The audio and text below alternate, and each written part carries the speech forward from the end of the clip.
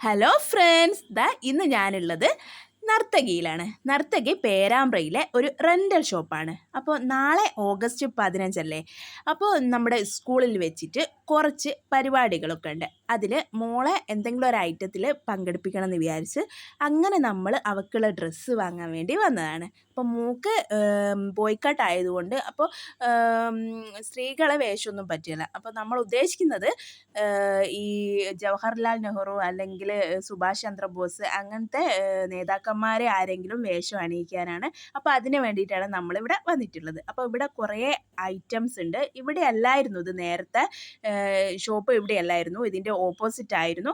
ഇപ്പോൾ ഇവിടെ കുറച്ചുകൂടി നവീകരിച്ച ഷോറൂം ആക്കിയതാണ് ഇവർ.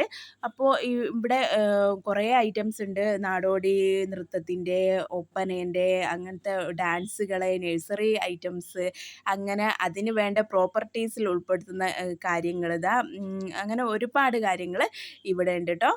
നമ്മളിന്ന് വന്നപ്പോൾ അത്ര തിരക്കൊന്നും ഇവിടെ ഇല്ലായിരുന്നു. അപ്പോൾ സീസൺ അല്ലല്ലോ ഇപ്പോൾ. അപ്പോൾ ഇവിടെ ഈ റൂമിൽ നമുക്ക് കുറേ നെറ്റിപ്പട്ടങ്ങളും പിന്നെ കുറേ ചെണ്ട, വിളക്ക്, അങ്ങനത്തെ വേറെ ഓരോരോ ഐറ്റംസൊക്കെ നമുക്കിവിടെ കാണാം.